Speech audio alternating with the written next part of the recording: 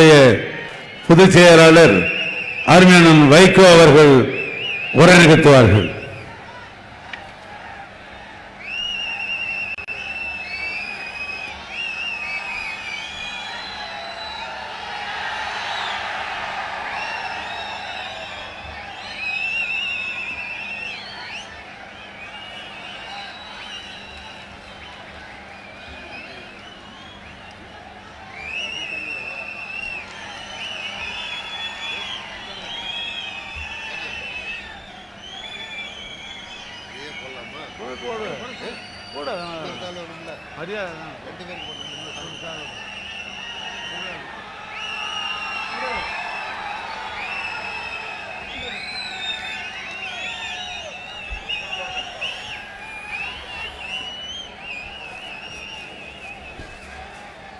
முடிச்சிடுறேன் 5 நிமிஷத்தில்.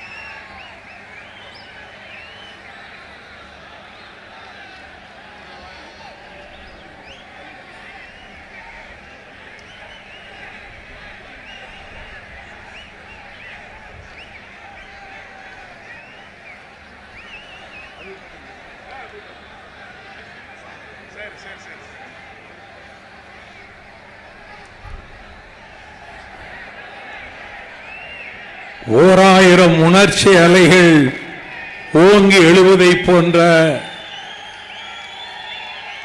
பொங்குமாங்கடல் பொங்குவது போல்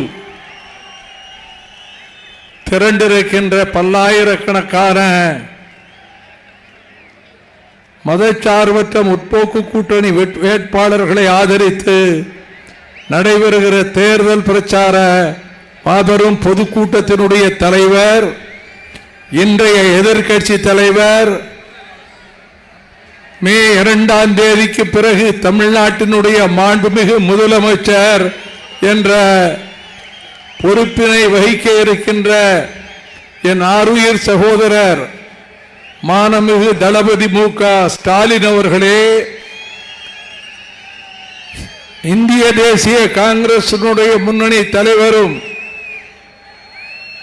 தமிழ்நாட்டினுடைய எதிர்காலம் அல்ல, இந்தியாவின் எதிர்கால நம்பிக்கை நட்சத்திரமுமான மாண்புமிகு ராகுல் காந்தி அவர்களே, மேடையிலே அமர்ந்திருக்கின்ற மதச்சார்பற்ற முற்போக்கு கூட்டணியில் அங்கம் வகிக்கும் கட்சிகளின் தலைவர்களே, லட்சக்கணக்கிலே திரண்டிருக்கிற தமிழ் பெருமக்களே, தாய்மார்களே, பெரியோர்களே, தோழர்களே, பத்திரிகையாளர்களே, ஊடக நண்பர்களே, தலை தாழ்ந்த வணக்கம். இந்த நாள் மிக முக்கியமான நாள். அதுவும் சேலத்திலே நடைபெறுகிற நாள். இந்த Salem the cradle of the Dravidian movement. Honorable Rahul Gandhi ji, this is the cradle of the Dravidian movement. In 1944, on August 27th, Justice Party conference was conducted here. At that time, late lamented great leader Arinyar Anna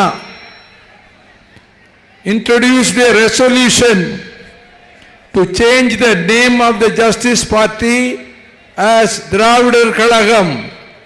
That was adopted. That is the historical point. The second point, because I am given only 3 minutes, within 3 minutes I will complete. Second point, You are a man of compassion. மனிதநேயம் உள்ளவர் ராகுல் காந்தி. அவருடைய மனிதநேய உணர்வுகள் பலருக்கு தெரியாது. 2004 on 2004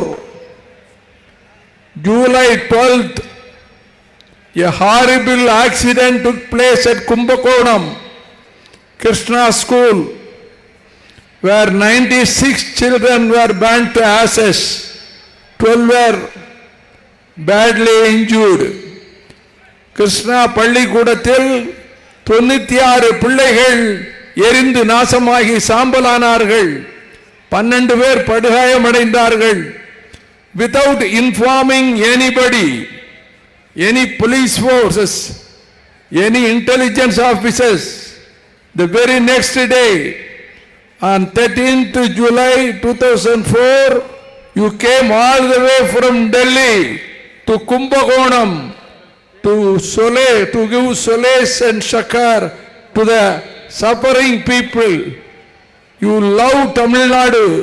You love the people of Tamil Nadu. நீங்கள் தமிழ்நாட்டை நேசிக்கிறீர்கள், தமிழ்நாட்டு மக்களை நேசிக்கிறீர்கள். அதனால் தான் ஜல்லிக்கட்டு போராட்டத்தையும் பார்வையிட வந்தீர்கள். இந்தியா பூராவிலும் பரவி வருகிற பாசிச சக்திகளை எதிர்ப்பதற்கு தெற்கே தான் ஒரு அரண் முடியும். A citadel could be built only in the south to oppose the fascist forces that could be commanded by Mr. Stalin. Therefore, the fascist forces have to face the south not versus south versus north. It is democracy versus fascism. Democracy will triumph and Stalin will be here. You will be in the north. You will defend democracy and democracy will prevail. I wish you all health and long life. Vanakkam. Tamil Nadu Congress கட்சியினுடைய தலைவர் நம்முடைய அன்பு தலைவர் KS அழகிரி அவர்கள் உடனிருத்துவார்கள்.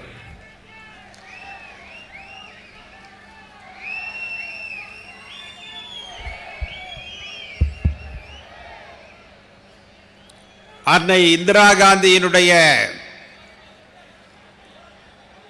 நிழலாக இங்கே அமர்ந்திருக்கிற எங்களுடைய இளம் தலைவர் ராகுல் காந்தி அவர்களே,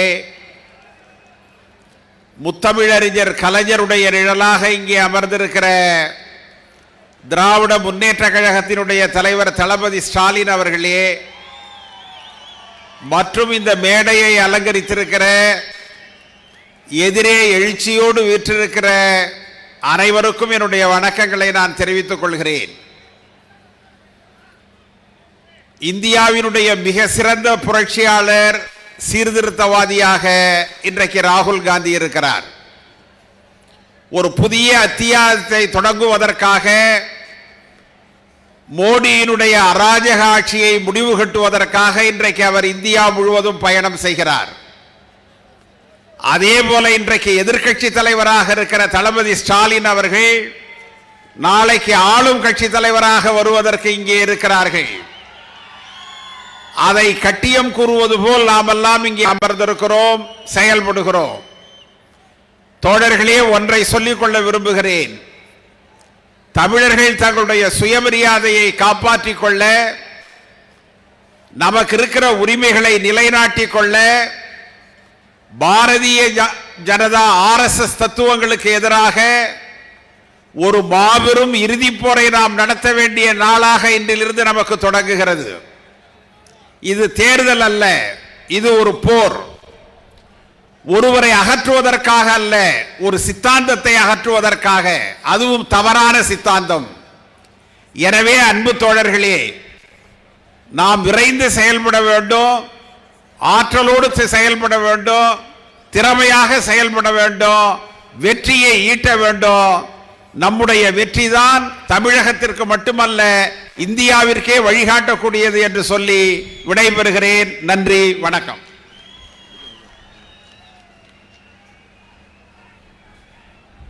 திராவிட கழகத்தினுடைய தலைவர் ஆசிரியர் அண்ணன் வீரமணி அவர்கள் உடனிருத்துவார்கள்.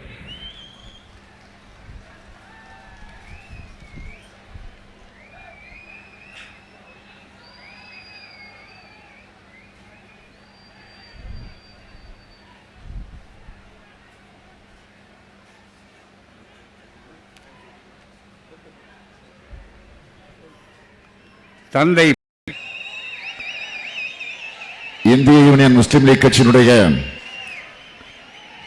அகில இந்திய தலைவர் பேராசிரியர் ஐயா காதர் மொஹிதீன் அவர்களே, விடுதலை சிறுத்தையினுடைய கட்சியின் தலைவர் என்னுடைய மதிப்பிற்குரிய சகோதரர் தொல் திருமாவளவன் அவர்களே, மனிதநேய மக்கள் கட்சியினுடைய தலைவர் பேராசிரியர் ஜவஹர்லால் அவர்களே, கொங்கு நாடு மக்கள் தேசிய கட்சியினுடைய பொதுச் செயலாளர் ஈஸ்வரன் அவர்களே, மற்றும் இந்த மேடைகளை வீற்றிருக்கக்கூடிய ஜனநாயக முற்போக்கு கூட்டணியில் இடம்பெற்றிருக்கக்கூடிய தோழமை கட்சிகளை சார்ந்திருக்கக்கூடிய தலைவர் பெருமக்களே, பெரியோர்களே, தாய்மார்களே, பல்வேறு பகுதிகளிலிருந்து வருகை தந்திருக்கக்கூடிய மாவட்ட கழகத்தினுடைய செயலாளர்களே, சட்டமன்ற நாடாளுமன்ற முன்னாள் இந்நாள் உறுப்பினர்களே, உங்களிடத்தில் ஆதரவு கேட்டு இங்கே நின்று கொண்டிருக்கக்கூடிய நம்முடைய மதச்சார்பற்ற முற்போக்கு கூட்டணியுடைய வேட்பாளர்களே, பெரியோர்களே, தாய்மார்களே, இளைய சமுதாயத்தினுடைய எண்ணரும் இனிய நண்பர்களே, என்னுடைய உயிரோடு கலந்திருக்கக்கூடிய தலைவர் கலைஞர் அவர்களின் உயிரினும் உயிரான அன்பு உடன்பிறப்புகளே, உங்கள் அனைவருக்கும் என்னுடைய அன்பான வணக்கம். வருகிற ஏப்ரல் 6ஆம் தேதி நடைபெறவிருக்கக்கூடிய சட்டமன்ற பொதுத் தேர்தலில் மதச்சார்பற்ற முற்போக்கு கூட்டணியின் சார்பில் நிறுத்தப்பட்டிருக்கக்கூடிய என்னுடைய வேட்பாளர்களை ஆதரித்து நடந்து கொண்டிருக்கக்கூடிய இந்த தேர்தல் பிரச்சார பொதுக்கூட்டத்தில் நானும் பங்கேற்பதில் மிகுந்த மகிழ்ச்சி அடைகிறேன். சேலம் வடக்கு சட்டமன்ற தொகுதியில் நம்முடைய கழக வேட்பாளர் ராஜேந்திரன் அவர்களுக்கு நீங்கள் எல்லாம் உதயசூரியன் சின்னத்தில், சேலம் மேற்கு சட்டமன்ற தொகுதியில் கழக வேட்பாளர் சேலத்தான்பட்டி ராஜேந்திரன் அவர்களுக்கு உதயசூரியன் சின்னத்தில், ஆத்தூர் சட்டமன்ற தொகுதியில் கழக வேட்பாளர் சின்னத்துரை அவர்களுக்கு உதயசூரியன் சின்னத்தில்,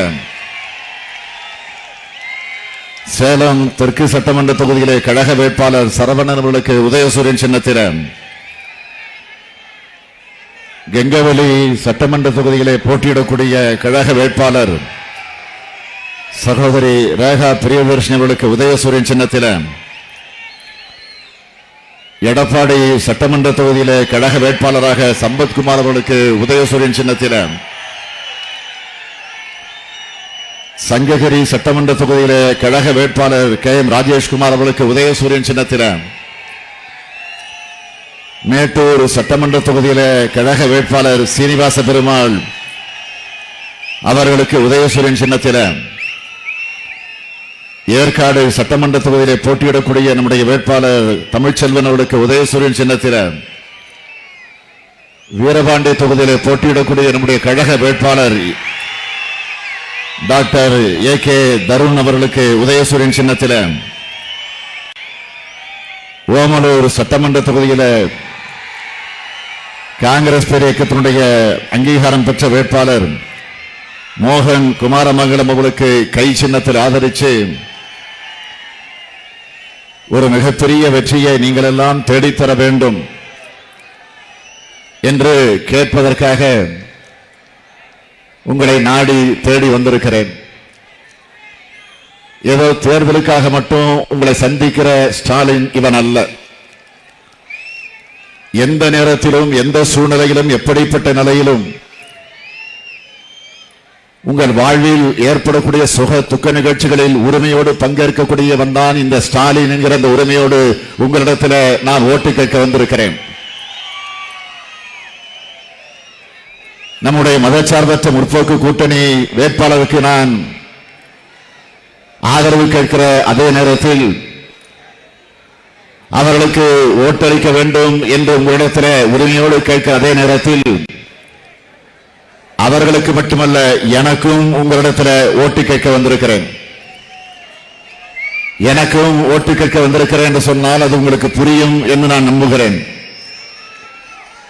நானும் முதலமைச்சர் வேட்பாளராக நிறுத்தப்பட்டிருக்கிறேன் என்பதை நீங்கள் மறந்துவிட முடியாது. ஆக இவர்கள் வெற்றி பெற்றால் தான் நான் முதலமைச்சராக போய் உட்கார முடியும். ஆகவே இவர்களை நீங்கள் வெற்றி பெற வைக்க வேண்டும். வெற்றி பெற வைப்பீர்களா? வெற்றி பெற வைப்பீங்களா? நிச்சயமா? உறுதியா? ஆக உங்கள் உறுதியை, உங்கள் நம்பிக்கையை பார்க்க நேரத்தில்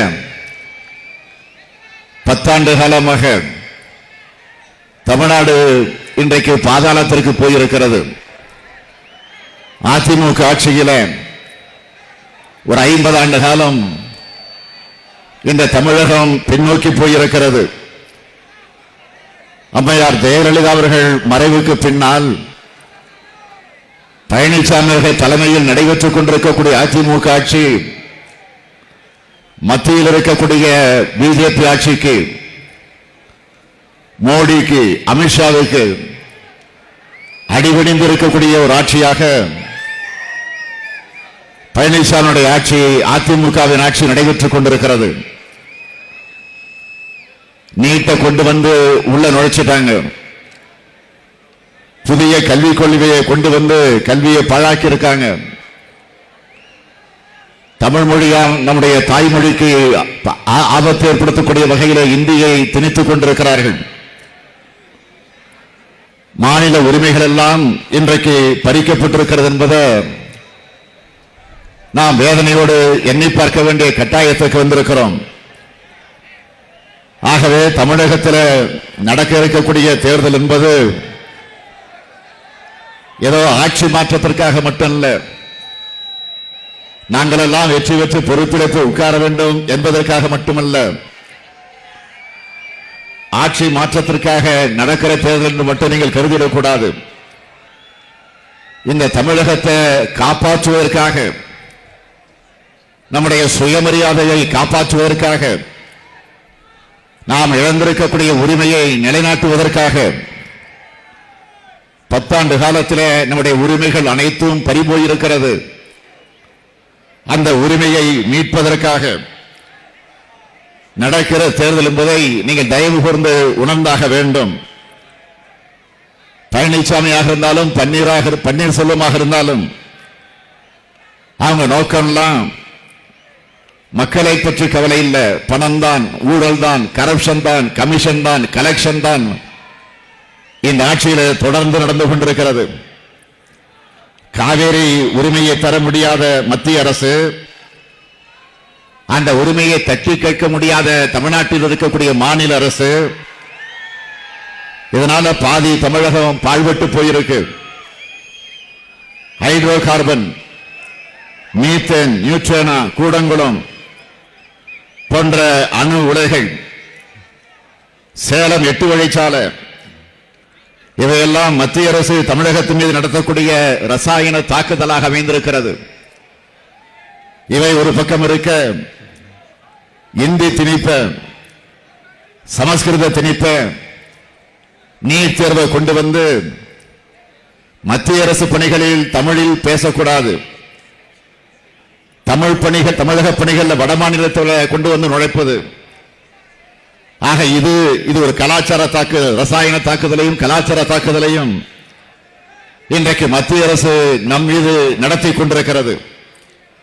ஆக இந்த ரசாயன தாக்குதலையும் கலாச்சார தாக்குதலையும் எதிர்க்கக்கூடிய ஆற்றல் நம்முடைய திராவிட முன்னேற்ற கழகத்திற்கு உண்டு என்பதை நான் இங்கு அழுத்தம் திருத்தமாக குறிப்பிட விரும்புகிறேன். அதிமுகவில் முடியவே முடியாது என்பதை கடந்த 5 வருஷமா நாம தொடர்ந்து பார்த்துக்கிட்டு இருக்கிறோம். தமிழகத்தில் பாஜக வேறொன்று முடியல. அதனால அதிமுகவை மிரட்டி அச்சுறுத்தி அவங்க நிழல்ல பயணம் செய்கிற முயற்சியில் ஈடுபட்டிருக்கிறாங்க. ஜெயலலிதாவுடைய மரணத்திற்கு பிறகு நடந்திருக்கக்கூடிய எல்லா விஷயமும் பாஜகவுடைய சதிவேலை என்பதை அடிக்கடி டெல்லியிலிருந்து பிஜேபியுடைய தலைவர்கள் வந்து போகக்கூடிய இந்த காட்சியை பார்க்கிற போது நமக்கு மிக தெளிவாக தெரிகிறது. பன்னீர் அவர்கள் முதலமைச்சரானதும் அவருடைய பினாமி வீடுகள்ல ரயில் நடந்துச்சு, தலைமைச் செயலகத்தில் ரயில் நடந்துருச்சு, டிஜிபி வீட்டில் ரயில் நடந்துச்சு. பழனிசாமி இப்ப என்ன சொல்லிட்டு இருக்காருன்னா, இந்த தேர்தல் பிரச்சாரத்தில் என்ன சொல்றாருன்னா, மத்திய அரசோடு இணக்கமாக இருக்கிறோம், அந்த இணக்கமான உறவு வச்சிருக்கிற காரணத்தினால தேவையான நிதியை மாநில அரசு பெற்றிருக்கிறது என்று ஒரு அவாண்டமான பொய்ய முதலமைச்சராக இருக்கக்கூடிய பழனிசாமி அவர்கள் வடிகட்டில ஜமுக்காலத்தில் வடிகட்டிய பொய்யாக அவர் கூறிக்கொண்டிருக்கிறார். நான் ஒரே ஒரு கேள்வி கேட்கிறேன். வர்தா புயல் நடந்தது. அந்த வர்தா புயல் ஏற்பட்டப்போ மத்திய அரசிடம் தமிழக அரசு கேட்ட நிதி 22,573 கோடி ரூபாய். ஆனால் வந்தது எவ்வளவு தெரியுமா? 266 கோடி ரூபாய். ஒகே புயல் வந்த நேரத்தில் மாநில அரசு மத்திய அரசிடம் கேட்ட நிதி 9,302 கோடி ரூபாய். வந்தது எவ்வளவு தெரியுமா? 133 கோடி தான். கஜா புயல் ஏற்பட்டப்போ மத்திய அரசிடம் மாநில அரசு கேட்ட நிதி 17,899 கோடி ரூபாய். ஆனால் அவர்கள் கொடுத்தது வெறும் 1,145 கோடி ரூபாய். அதே போல நிவர் புயல் நிவாரணம் கிடைச்சதா? புரவி புயல் நிவாரணம் கிடைச்சதா? ஜிஎஸ்டி மூலம் மாநிலத்திற்கு வர வேண்டிய தொகை வந்துச்சா? 15வது நிதிக்குழுவின் முறை நீக்கப்பட்டுச்சா? கொரோனா காலத்தில் வர வேண்டிய நிதியாவது வந்துச்சா? எதுவும் இல்லை. அப்புறம் எதுக்கு கூட்டணி என்ற கேள்வியைத்தான் நான் கேட்க விரும்புகிறேன். நான் ரெண்டு பிரச்சனையை மட்டும், ஒரு வேண்டுகோளை மட்டும் எடுத்து வைத்து விடைபெற விரும்புகிற நேரம் ஆயிடுச்சு. இங்கே நம்முடைய இளம் தலைவர் ராகுல் அவர்கள் வந்திருக்கிறார்கள். அவரிடத்தில் ஒரு அன்பான வேண்டுகோள், அன்பான வேண்டுகோள் அல்ல, உரிமையான வேண்டுகோள். அவர் சில நேரங்களில் தொலைபேசியில் பேசுகிறப்போ அவரிடத்தில் சார் சார் என்று சில நேரத்தில் போட்டு பேசுவேன். அப்ப உடனே அவர் மறுப்பார். இனிமே என்ன சார்னு கூப்பிடக்கூடாது, பிரதர்னு கூப்பிடணும், ஒரு சகோதரராக நினைச்சுக்கணும் அப்படின்னு அடிக்கடி சொல்வார். எனவே சகோதரர் ராகுல் அவர்களே, உங்களுக்கு ஒரு உரிமை கலந்த ஒரு அன்பான வேண்டுகோள். இன்றைக்கு இந்தியா ஒரு மதவாத பாசிச கும்பலிடம் மாட்டிக்கொண்டு மூச்சு திணறிக் கொண்டிருக்கிறது. எனவே இந்த இந்தியாவை காக்க வேண்டிய பெரும் கடமை உங்களுக்கு இருக்கு. தயவு செய்து நீங்க சிந்திச்சு பார்க்கணும். தமிழ்நாட்டை பொறுத்த வரைக்கும் அது நாடாளுமன்ற தேர்தலாக இருந்தாலும் சரி, அல்லது இப்போ நடைபெறவிருக்கக்கூடிய சட்டமன்ற பொது தேர்தலாக இருந்தாலும் சரி, மதச்சார்பற்ற கூட்டணி ஒன்று சேர்ந்திருக்கு. அப்படி சேர்ந்த காரணத்தால் தான் நாடாளுமன்றத்தில் ஒரு எம்பி கூட தமிழ்நாட்டில் பிஜேபி ஜெயிக்க முடியல என்பதை நீங்கள் மறந்துவிடக் கூடாது. அதே போல சட்டமன்றத்தில் நடக்க இருக்கக்கூடிய தேர்தல் கருத்து கணிப்புகள் எல்லாம் தமிழ்நாட்டை பொறுத்த வரைக்கும் பிஜேபி வாஷ் அவுட் என்ற நிலைதான் நிச்சயம் வரப்போகுது. நான் இன்னொரு கணக்கையும் சொல்றேன்.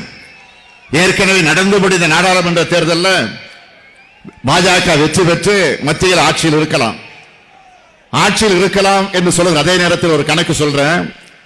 அவர்கள் பெற்ற வாக்கு சதவிகிதம் எவ்வளவு தெரியுமா? 37% தான்.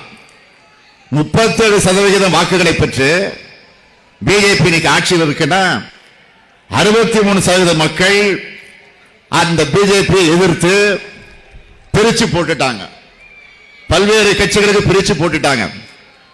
ஆக இந்திய அளவில் தமிழ்நாட்டில் அமைஞ்ச கூட்டணி போல இந்திய அளவில் அமையல. அதனால சகோதரர் ராகுல் அவர்களே, உங்கள் அன்போடு கேட்கிறேன், நீங்கள் பொறுப்பை ஏற்றுக்கொள்ளுங்கள். உடனடியாக மத்தியில் இந்திய அளவில் ஒரு கூட்டணி அமைவதற்கு பொறுப்பேற்றுக் கொண்டு அந்த பணிகளை நீங்கள் இறங்கிட வேண்டும் என்று நான் உங்களை எல்லாம் உங்கள் அனைவரின் சார்பில் ராகுல் அவர்களை விரும்பி வேண்டி கேட்டுக்கொள்ள கடமைப்பட்டிருக்கிறேன். அடுத்து நிறைவான ஒரு வேண்டுகோள். நம்முடைய தலைவர் இன்றைக்கு இல்லை, கலைஞர் இல்லைன்னு சொன்னா கூட அவருடைய உணர்வுகள், அவருடைய உணர்ச்சிகள், அவருடைய செயல்பாடுகள் அத்தனை உள்ளத்தில் இருக்கு. அவரை நினைச்சுக்கிட்டு தான் நாம் தேர்தல் பணியில் இன்றைக்கு இறங்கி நம்முடைய கடமையை நிறைவேற்றிக் கொண்டிருக்கிறோம். அவர் மறைந்த நேரத்தில் அவருடைய உடலை அவர் விரும்பிய பேரறிஞர் அண்ணாவுடைய நினைவிடத்திற்கு பக்கத்தில் அவர் அடக்கம் செய்ய வேண்டும் என்று அனைவரும் விரும்பினோம். நான் மட்டும் இல்ல, அனைவரும் விரும்பினோம். ஆனால் தமிழ்நாட்டில் நடந்து கொண்டிருக்கக்கூடிய பழனிசாமி தலைமையில் இருக்கக்கூடிய அதிமுக ஆட்சி அதற்கு அனுமதி கொடுத்துச்சா? தயவு செய்து நீங்க சிந்திச்சு பார்க்கணும். அது மட்டும் இல்ல, பிரதமராக இருக்கக்கூடிய மோடி பலமுறை எனக்கு தொலைபேசியில் தொடர்பு கொண்டார், ஆறுதல் சொன்னார். மத்தியில் இருக்கக்கூடிய சில அமைச்சர்கள் தொடர்பு கொண்டாங்க, அமித்ஷா அவர்கள் தொடர்பு கொண்டார்கள், நிர்மலா சீதாராமன் அவர்கள் தொடர்பு கொண்டார்கள். என்ன வேணும் என்ன வேணும், ஏதாவது எங்களால் காரியமாக்கணுமா என்று கேட்டார்கள். நான் சொன்ன ஒரே ஒரு கோரிக்கை தான், மாநில அரசிடம் முதலமைச்சரிடத்தில் ஒரு கடிதம் கொடுத்திருக்கிறோம். தலைவர் கலைஞருடைய உடலை அண்ணாவுக்கு பக்கத்தில் அடக்கம் செய்ய விரும்புகிறோம். அதுதான் அவருடைய கடைசி ஆசை. சாதாரண தலைவர் அல்ல அவர், 5 முறை தமிழ்நாட்டினுடைய முதலமைச்சராக இருந்திருக்கிறார். நம்முடைய தமிழர்களுக்கு தலைவராக விலகிக் கொண்டிருக்கக்கூடியவர். ஒட்டுமொத்த உலக அளவில் இருக்கக்கூடிய தமிழர்களுக்கெல்லாம் தலைவராக இருக்கக்கூடியவர் கலைஞர். இந்த நாட்டிற்கு ஜனாதிபதிகளை அடையாளம் காட்டிய தலைவர், பிரதமர்களை உருவாக்கிய தலைவர். அப்படிப்பட்ட தலைவருக்கு இடம் வேண்டும் என்று கேட்கிறோம். ஆனால் மறுக்கப்படுகிறது. எனவே நீங்கள் துணை இருக்கணும்னு கேட்டப்போ பார்க்கிறோம் பார்க்கிறோம் பார்க்கிறோம் சொல்லிட்டு இருந்தாங்களே தவிர ஒரு இம்மி அளவு கூட மத்திய அரசும் அது பற்றி கவலைப்படல, பிரதமரும் அதை பற்றி சிந்திச்சு பார்க்கல. ஆகவே நம்முடைய தலைவர் கலைஞர்களுக்கு அண்ணாவுக்கு பக்கத்தில் ஒரு 6 அடி இடம் கொடுக்க மறுத்த கயவர்கள் இன்றைக்கு தமிழ்நாட்டில் இருக்கிறார்கள். ஆக தமிழ் தலைவருக்கு இடம் கொடுக்க மறுத்தவர்கள் தமிழ்நாட்டில் இனி இடம் கொடுக்கலாமா என்ற அந்த கேள்வியை தான் உங்களிடத்தில் எடுத்து வைத்து வாய்ப்புக்கு நன்றி சொல்லி விடைபெறுகிறேன். நன்றி, வணக்கம்.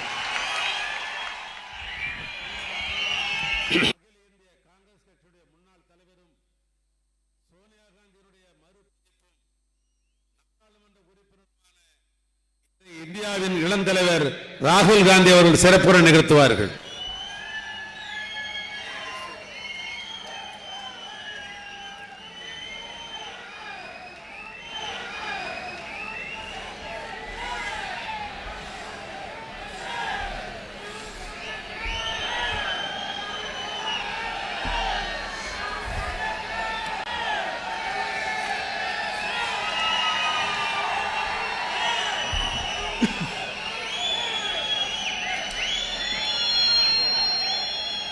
Thiru M.K. Stalin ji, Dinesh Gundu Rao ji, K.S. Alagiri ji, Viramani ji, Vaiko ji, Tirumalavan ji, Muthurasan ji, Balkrishna ji, Kadir Mohiddin ji, Jawaharullah ji, Ishwaran ji, all leaders of the Secular Democratic Alliance and our party workers, friends from the press, I'd like to welcome all of you here today. கழக தலைவர் தளபதி ஸ்டாலின் அவர்களே, திரு தினேஷ் குண்டுராவ் அவர்களே, திரு K.S. அழகிரி அவர்களே, ஆசிரியர் வீரமணி அவர்களே, திரு வைகோ அவர்களே, திரு முத்தரசன் அவர்களே, திரு பாலகிருஷ்ணன் அவர்களே, தொல் திருமாவளவன் அவர்களே, இங்கே திரளாக குழுமியுள்ள தோழர்களே, பத்திரிகையாளர்களே, உங்கள் அனைவரையும் நான் அன்புடன் வரவேற்கிறேன். It is a pleasure and an honor for me to be speaking here. உங்களிடம் இங்கே இந்த இடத்திலே இருப்பதிலே நான் மிகுந்த மகிழ்ச்சி அடைகிறேன். As I said in my speech in the morning, this is no longer a fight between political parties. நான் காலையிலே ஒரு நிகழ்ச்சியிலே சொன்னதை போல இது இரண்டு கட்சிகளுக்கு இடையேயான போர் அல்ல. We've seen many elections in Tamil Nadu. Those were all fights between political parties. This one is not a fight between political நாம் parties. தமிழகத்தில் பல தேர்தல்களை சந்தித்திருக்கிறோம். எல்லா தேர்தல்களுமே இரண்டு அரசியல் கட்சிகளுக்கு இடையேயான போராக இருந்திருக்கும். ஆனால் இந்த தேர்தல் என்பது இரண்டு அரசியல் கட்சிகளுக்கு இடையேயான போர் அல்ல. We are witnessing a full-scale attack on the Tamil language, Tamil culture, Tamil history. நாம் தமிழ் கலாச்சாரம், தமிழ் மொழி, தமிழ் வரலாற்றின் மீது ஒரு முழுமையான தாக்குதலை சந்தித்துக் கொண்டிருக்கிறோம். And I say in every single speech, if we are to say that Tamil Nadu is India, then we have to say in the same breath, India is Tamil Nadu.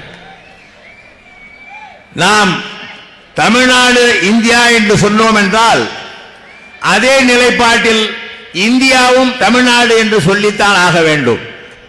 Meaning, any relationship has to be one which is equal, one of love and respect.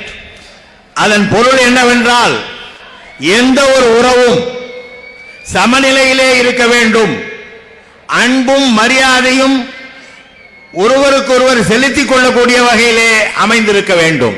India is a union of states, a union of languages, a union of traditions, a union of religions.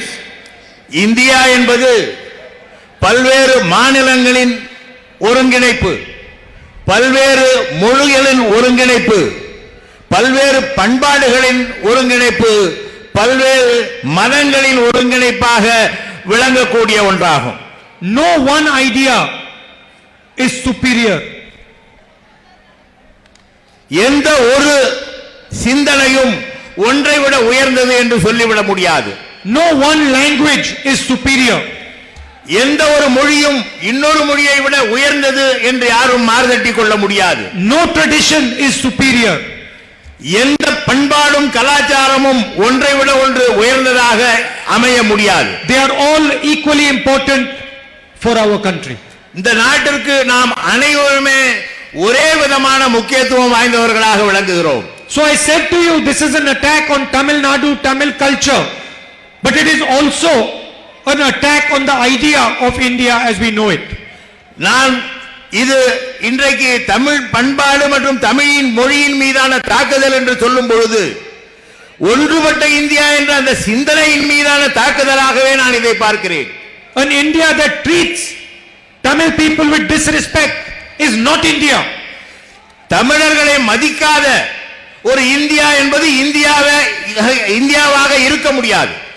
But India that treats Bengali people with disrespect is not India. மேற்கு வங்காள மக்களை மதிக்காத ஒரு India என்பது இந்தியாவாகவே இருக்க முடியாது. An India that tries to impose one idea is not the India that I believe in. இந்தியாவை ஒற்றை சிந்தனைக்கு தள்ளிவிடும் முயற்சியும் இந்தியாவுக்கு உரிமையானது அல்ல.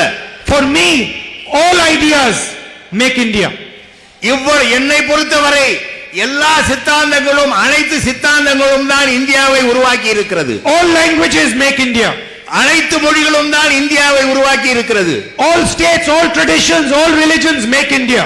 அனைத்து பண்பாடும் அனைத்து மொழிகளும் அனைத்து பழக்க வழக்கங்களும் தான் இந்தியாவை உருவாக்கி இருக்கிறது. And I refuse to accept that there is one idea that defines India. நான் ஒற்றை சிந்தனை இந்தியாவினுடைய சிந்தனை என்பதை நான் ஒப்புக்கொள்ள மறுக்கிறேன்.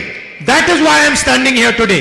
அதனாலே தான் நான் இங்கே உங்கள் முன்னாலே நின்று கொண்டிருக்கிறேன். I am not just defending Tamil language, Tamil culture, Tamil history like Stalinji and others on the stage. நான் தலைவர் ஸ்டாலின் அவர்களும் மற்றவர்களும் இந்த மேடையிலே இருக்கும் மற்றவர்களைப் போல தமிழ் ஒற்றை தமிழுக்காக ஒற்றை தமிழ் இலக்கியத்திற்காக இந்த மேடையிலே நான் நிற்கவில்லை. On one side we are defending Tamil ideas, On the other side, we are defending the idea of India, all of us. நான் ஒருபுறம் தமிழ் சிந்தனையை, தமிழ் என்கிற அந்த சிந்தனையை ஆதரிக்கும் பொழுது, இன்னொரு புறம் இந்தியாவில் உள்ள மற்ற அனைத்து சிந்தனைகளையும் பண்பாட்டுகளையும் மதிக்கிற ஒருவராக இருக்கிறேன்.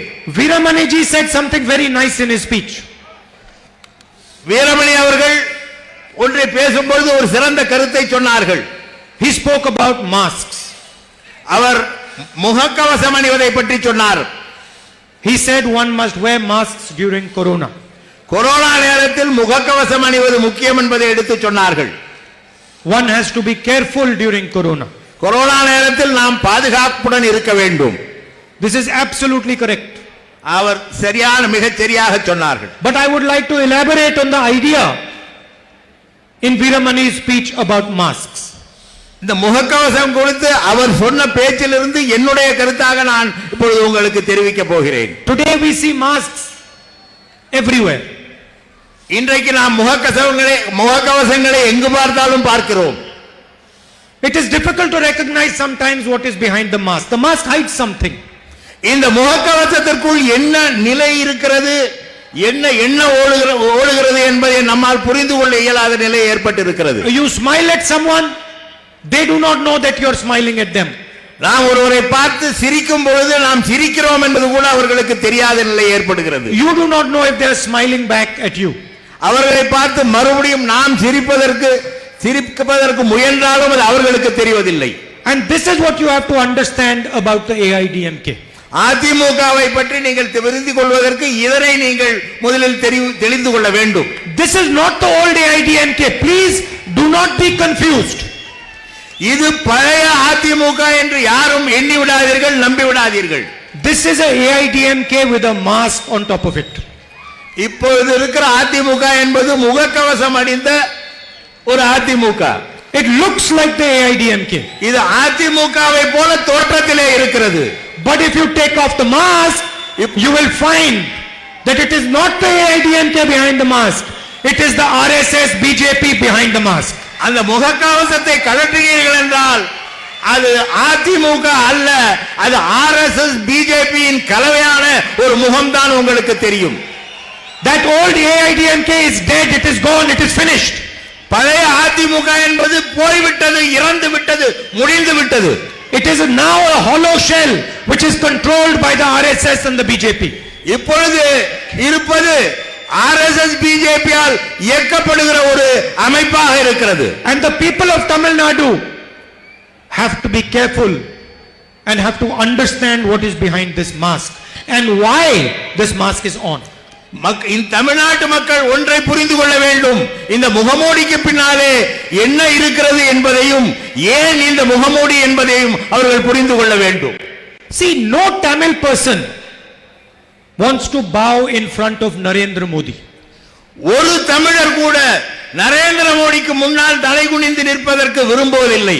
No Tamil person wants to touch Amit Shah's or Mohan Bhagwat's feet. ஒரு தமிழர் கூட அமித்ஷாவையோ அல்லது மோகன் பகவத்தையோ சந்தித்து பேசுவதற்கோ அவர்கள் பேச்சை கேட்பதற்கோ விரும்புவதில்லை.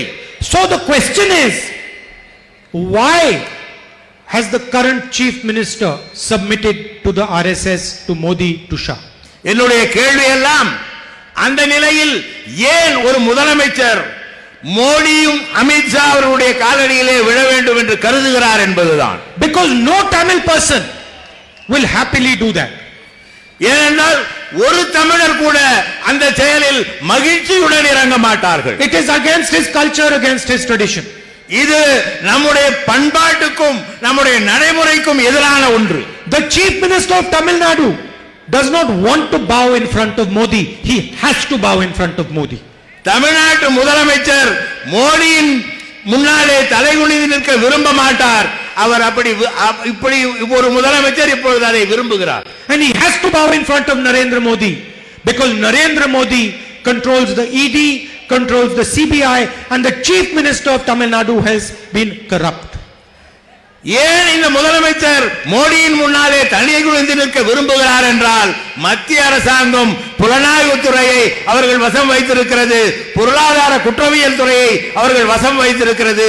இவர் தவறு செய்திருக்கிறார், தன்னை காப்பாற்றிக் கொள்ள அவர் முன்னாலே தலை குனிந்து நிற்கிறார். He has no choice but to bow in front of Narendra Modi. அவர் நரேந்திர மோடிக்கு முன்னால் தலை குனிந்து நிற்பதை தவிர அவருக்கு வேற எந்த வாய்ப்பும் இல்லை. He has to bow in front of him. அவர் முன்னாலே தலை குனிந்துதான் நின்றாக வேண்டும் என்ற நிலையிலே இருக்கிறார். But remember, he is not paying the price for that surrender. ஆனால் ஒன்றை தெரிந்து கொள்ள வேண்டும், அவர் அந்த தலைகுனிவு நிற்பதற்கான விலையை அவர் கொடுத்தாக வேண்டும். Every time you see him on the stage with the Prime Minister, with Amit Shah, remember, he is not paying the price. ஒவ்வொரு முறையும் அமித்ஷா முன்னிலையிலும் மோடி முன்னிலையிலும் தலைகுனிந்து மேடையிலே முதலமைச்சர் நிற்கும் பொழுது அதற்கான விலையை அவர் கொடுக்கவில்லை. Every time he bows his head in front of them, remember, you are paying the price. அவர் ஒவ்வொரு முறையும் இவர்கள் முன்னாலே தலைகுனிந்து நிற்கும் பொழுது நினைவில் வைத்துக் கொள்ளுங்கள், நீங்கள் அதற்கான விலையை கொடுத்துக் கொண்டிருக்கிறீர்கள் And பொதுமக்களே. you are paying a huge price. நீங்கள் ஒரு மிக பெரிய விலையை, மிக அதிகமான விலையை கொடுக்கிறீர்கள். First of all, your beloved language, your beloved culture, your beloved history is under attack. முதலில் நீங்கள் கொடுக்கிற விலை உங்களுக்கு விருப்பமான உங்கள் உயர்ந்த தாய்மொழி, உங்களுடைய மிக உயர்ந்த பண்பாடு, உங்களுடைய மரபு வழியிலே வந்துகின்ற பழக்க வழக்கங்கள், இவற்றை நீங்கள் விலையாக கொடுக்கிறீர்கள். Your chief minister does not say anything. உங்கள் முதலமைச்சர் அதை சொல்வதில்லை. The man who was chosen to protect Tamil culture, Tamil language, Tamil history does not say anything. He keeps quiet. எந்த ஒரு மனிதன் தமிழ் பண்பாட்டையும் தமிழர் வரலாற்றையும் தமிழர் மொழியையும் காப்பாற்ற வேண்டிய பொறுப்பிலே இருக்கிறாரோ அவர் அதை பற்றி கவலைப்படுவதில்லை. Your biggest strength is small and medium businesses. உங்களுடைய மிகப்பெரிய வலிமை என்பது சிறு குறு தொழில்கள். You are the manufacturing capital of this country. இந்த நாட்டின் உற்பத்தி தலைநகராக விளங்குவது தமிழ்நாடு, அதற்கு உரிமையாளர்கள் நீங்கள். Cars that are driven across the country are made in Tamil Nadu. பல்வேறு பொருள்கள், சிறு குறு பொருள்கள், நாடு முழுவதற்கும் இன்றைக்கு விநியோகமாகும் பொருள்கள் தமிழ்நாட்டிலே உற்பத்தி ஆகிற பொருள்கள். The whole nation moves because you allow it to. இந்த நாடே நீங்கள் அனுமதித்த காரணத்தினாலே தான் இயங்கிக் கொண்டிருக்கிறது. When an ambulance carries a dying person to the hospital, Tamil Nadu allowed that person to go in the ambulance. You made the ambulance. ஒரு நோயாளி மரணப்படுக்கையிலே இருக்கிற நோயாளி மருத்துவமனைக்கு ஒரு ஆம்புலன்ஸ் வாகனத்திலே செல்கிறார் என்றால் அதற்கு அனுமதித்தது தமிழ்நாடு. காரணம், ஆம்புலன்ஸ் வாகனங்களை தயாரிப்பது Tamil Nadu. Demonetization, GST were both an attack on Tamil innovation, on Tamil manufacturing.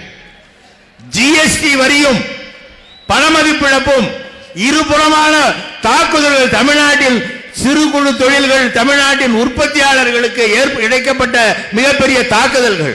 Millions of people in this state lost their livelihood, lost their economic future, lost their jobs. The chief minister did not say one word. லட்சக்கணக்கானவர்கள் தங்களுடைய வேலை வாய்ப்பை இழந்திருக்கிறார்கள், தங்களுடைய வாழ்க்கையை இழந்திருக்கிறார்கள் இந்த GST மற்றும் பணமதிப்பிழப்பு நடவடிக்கையால். He did not say to Narendra Modi, what have you done? இந்த முதலமைச்சர் நரேந்திர மோடியிடம் போய் நீங்கள் ஏன் இதை செய்தீர்கள் என்று கேட்க மாட்டார். Why have you wounded Tamil Nadu? ஏன் இப்படி தமிழ்நாட்டிற்கு ஒரு காயத்தை உண்டாக்கி இருக்கிறீர்கள் என்று கேட்க மாட்டார். 3 farm laws are passed. They are designed to steal from Indian farmers, from Tamil farmers. Nothing, not a word. 3 விவசாய சட்டங்கள், இந்திய விவசாயிகளை வஞ்சிக்கக்கூடிய சட்டங்கள். இந்த சட்டங்களை ஏன் நிறைவேற்றி இருக்கிறீர்கள் என்று கேட்பதற்குரிய துணிச்சல், ஒரு வார்த்தை மத்திய அரசை கேட்பதற்குரிய துணிச்சல் இந்த தமிழ்நாடு அதிமுக அரசுக்கு இல்லை. An education policy that is designed to harm Tamil Nadu, not a word. ஒரு கல்விக் கொள்கை திட்டமிட்டு தமிழர்களின் கல்வி முறையை, தமிழர்களின் வாழ்வியல் முறையை அழிக்கக்கூடிய ஒரு கல்வி முறை இங்கே திணிக்கப்பட்டு வருகிறது. NEET exam, no firm resistance. NEET தேர்வு, தமிழர்களை வஞ்சிக்கக்கூடிய அந்த நீட் தேர்வுக்கு எதிராக ஒரு குரலை கூட இந்த முதலமைச்சர் எழுப்பவில்லை. He is the chief minister, but you can do anything you want to the Tamil people. Doesn't matter. ஒரு முதலமைச்சராக அவர் மத்திய அரசிடம் நீங்கள் எதை வேண்டுமானாலும் சொல்லிக் கொள்ளுங்கள், நான் அதை பற்றி கவலைப்படவில்லை என்று தெரிவித்து வருகிறார். He gives permission to Narendra Modi, Amit Shah to do whatever they want. Blank check. Narendra மோடியும் அமித்ஷா அவர்களும் எதை வேண்டுமானாலும் செய்து கொள்ளலாம் என்கிற அனுமதியை இந்த முதலமைச்சர் வழங்கி இருக்கிறார். They divide the country. They attack people. Not a word. அவர்கள் இந்த நாட்டை பிளவுபடுத்துகிறார்கள், இந்த நாட்டு மக்களை தாக்குகிறார்கள், ஆனால் எதிர்த்து கேட்கிற துணிவு இந்த முதலமைச்சருக்கு இல்லை. Now, I don't pretend to understand the Tamil people. நான் இந்த தமிழ் மொழியை புரிந்து கொள்வதாக நான் என்னை காட்டிக்கொள்ள விரும்பவில்லை. You have a tradition, a history. No one can understand you fully. உங்களுடைய வரலாறும் உங்களுடைய பண்பாடும் உங்களுக்கு நிகராக வேறு எவரும் இருக்க முடியாது என்பதை எனக்கு உணர்த்துகிறது. But I have an experience and I have a little understanding of your sentiments. எனக்கு உள்ள அந்த அடிப்படை மனநிலையில் உங்களுடைய அந்த எண்ண ஓட்டத்தை புரிந்து கொள்ளக்கூடிய இடத்திலே நான் இருக்கிறேன். So I can tell you one thing for sure. நான் உங்களிடம் உறுதியாக ஒன்றை சொல்ல விரும்புகிறேன். Without any doubt. சந்தேகமே இல்லாமல் I can tell you that you are not going to tolerate this attack on your history, on your tradition, on your language. என்னால் நீங்கள் உங்களுடைய மொழியின் மீது, உங்களுடைய வரலாற்றின் மீது, உங்களுடைய பண்பாட்டின் மீது தொடுக்கப்படும் இந்த போரை அனுமதிக்க மாட்டீர்கள் என்கிற நம்பிக்கை எனக்கு இருக்கிறது. And there is no need for an election. I can tell you with a guarantee, I can write it here and sign it for you, that Stalin is going to be the chief minister of this state. இங்கே ஒரு தேர்தலே தேவையில்லை. நான் உங்களை பார்த்து சொல்கிறேன், இந்த மாநிலத்தின் முதலமைச்சராக ஸ்டாலின் அவர்கள் பொறுப்பேற்க போகிறார் என்பதை தேர்தலை சந்திக்காமலே என்னால் சொல்ல முடியும். The decision already has been made. இது உண்மைதானே? இதுதான் இன்றைய நிலை. Now the election is a process that will ratify, formalize that decision. அந்த முடிவை, நீங்கள் எடுத்துள்ள முடிவை ஒப்புக்கொள்ளுகிற விதமாகத்தான் வரப்போகிற தேர்தல் அமையவிருக்கிறது. But the fight will not stop here. ஆனால் இந்த போர் இத்தோடு முடிந்து போக போவதில்லை. Remember, just because we have stopped the RSS and the BJP from entering Tamil Nadu does not mean they are gone. நாம் ஆர்எஸ்எஸ்-ஐயும் பிஜேபியும் தமிழ்நாட்டுக்குள்ளே நுழைய விடாமல் தடுத்து விட்டதனாலேயே அவர்கள் மறுபடியும் நம்மை தாக்க முயற்சி மாட்டார்கள் என்று எண்ணிவிடக் கூடாது. They have unlimited resources, unlimited money. அவர்களிடம் ஏகப்பட்ட பணம், சொல்வதற்கரிய அளவுக்கு பணம், அதே போல அவர்களுடைய சக்தி, அவர்களுக்கு ஆட்கள் இருக்கிறார்கள். They will try again and again. மீண்டும் மீண்டும் இங்கே நுழைவதற்கு முயற்சி செய்வார்கள். And the only way to stop them is first to stop them in Tamil Nadu, then to remove them from Delhi. முதலில் அவர்களை தடுப்பதற்கான ஒரே வழி, முதலில் அவர்கள் தமிழ்நாட்டிற்குள் நுழைவதை தடுத்தாக வேண்டும், பிறகு அவர்களை டெல்லியில் இருந்து அப்புறப்படுத்தி ஆக வேண்டும். Because remember, they are not only damaging Tamil Nadu, they are damaging this whole country. அவர்கள் தங்களுடைய பணியை இந்த தமிழ்நாட்டை மட்டும் மோதல் போக்கை கடைபிடிக்கவில்லை, இந்த நாடு முழுவதும் அதை செய்து வருகிறார்கள். Every single state is feeling what Tamil Nadu is feeling. ஒவ்வொரு மாநிலமும் இந்த பாதிப்பில் அகப்பட்டு கொண்டு தவிக்கிறது. Democracy has been destroyed in this country. Institutions have been wiped out. ஜனநாயகம் அழிக்கப்பட்டு வருகிறது, அமைப்புகள் அழிக்கப்பட்டு வருகின்றன. And the idea is just to help a few friends of the Prime Minister. அதற்கெல்லாம் காரணம் அவர்களுடைய எண்ணம் என்னவென்றால், தங்களுடைய ஒரு சில நண்பர்களுக்கு உதவி செய்வது மட்டுமே அவர்களுடைய எண்ணமாக இருக்கிறது. So at the end it is only a matter of money for them. இறுதியிலே இது பணத்திற்கான ஒரு திட்டமாக, வெறும் பணத்தை சார்ந்த ஒரு திட்டமாகவே அமைந்திருக்கிறது. For us it is a matter of our history, of our language, of our culture, of our tradition, and of our great nation. ஆனால் இதெல்லாம் அந்த சிலருக்கு பணம் சேர்வதற்காக நம்முடைய பண்பாட்டை, நம்முடைய மொழியை, நம்முடைய கலாச்சாரத்தை, நம்முடைய பழக்க வழக்கங்களை எல்லாம் விலை கூறும் நிலை ஏற்பட்டிருக்கிறது. And I am convinced that we are going to win both these fights. அவர்கள் அந்த இரண்டு போராட்டங்களிலும் வெல்லுவார்கள் என்ற நம்பிக்கை எனக்கு இல்லை. My experience with Tamil people is very, very simple. தமிழர்களுடன் எனக்குள்ள அந்த உறவு, அவருடைய அனுபவம் என்பது மிக எளிமையான அனுபவம். And it is not just my experience, it is what I have seen with my family. இது என்னுடைய அனுபவம் இல்லை, நான் உங்களை பார்த்து அறிந்து கொண்டது. With my grandmother, with my father. என்னுடைய பாட்டியாருடன், என்னுடைய தந்தையாருடன். If we have given this much love to the people of Tamil Nadu, they have given back this much. நாங்கள் ஒரு சிறிய அளவு தமிழகத்தின் மீது அன்பு செலுத்தினோம் என்றால் தமிழகம் மிக பெரிய அளவிற்கு எங்கள் மீது அன்பு செலுத்தும் என்பதை நாங்கள் கண்டிருக்கிறோம். If you give this much affection, you get double the affection back. நாங்கள் ஒரு சிறு அக்கறையை தமிழ்நாட்டின் மீது செலுத்தினால் மிகப்பெரிய அளவுக்கு எங்கள் மீது தமிழகம் அக்கறை செலுத்தும் என்பதை நாங்கள் If you give உணர்ந்திருக்கிறோம். this much respect, you get this much respect back. குறைந்தபட்ச மரியாதையை தமிழர்கள் மீது நாங்கள் காட்டினால் மிக அதிக அளவு மரியாதையை அவர்கள் எங்களுக்கு திருப்பி காட்டுவார்கள் என்பதை நாங்கள் அனுபவ ரீதியாக So உணர்ந்திருக்கிறோம். I am very clear in my mind. The only relationship I want with Tamil people is one of respect, love and affection.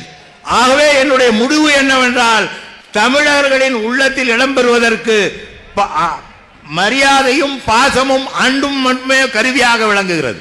This is what Narendra Modi and the RSS do not understand. இதைத்தான் நரேந்திர மோடியும் ஆர்எஸ்எஸும் புரிந்து கொள்ளவில்லை. They do not understand that there is no other relationship you can have with the Tamil people. இதை தவிர அன்பு, பாசம் இவற்றை தவிர வேறு எந்த உறவு முறையும் தமிழர்களை அணுகக்கூடிய உறவு முறையாக இருப்பதில்லை என்பதை அவர்கள் உணர்ந்து கொள்ளவில்லை. The only relationship possible is one of respect, love and affection. இது ஒரே வழி, மரியாதை, பாசம், அன்பு என்பதுதான். And it is their arrogance that does not allow them to understand this. அவர்களுடைய அந்த கோபம், ஆத்திரம் அவர்களை இந்த அணுகுமுறையை தடுக்கிறது. But they will be forced to understand after this election. இந்த தேர்தலுக்கு பிறகு இதை நாம் அவர்களுக்கு புரிய வைப்போம். I would like to thank all of you and the senior leaders on the stage for coming here. உங்கள் அனைவர் இங்கே உங்களுக்கும் இந்த மேடையிலே இருக்கிற அனைவருக்கும் நான் ஒரு கருத்தை சொல்ல விரும்புகிறேன். You've come from far away, and so I would like to thank you for the journey that you have made. உங்களுக்கு நான் இங்கே எல்லாம் நான் வெளிகுதிரையிலிருந்து இங்கு வந்தாலும் என் மீது அன்பு செலுத்தி இங்கே வருகை தந்ததற்கு என்னுடைய நன்றியை தெரிவித்துக் கொள்கிறேன். Thank you, Nandri. நன்றி, வணக்கம்.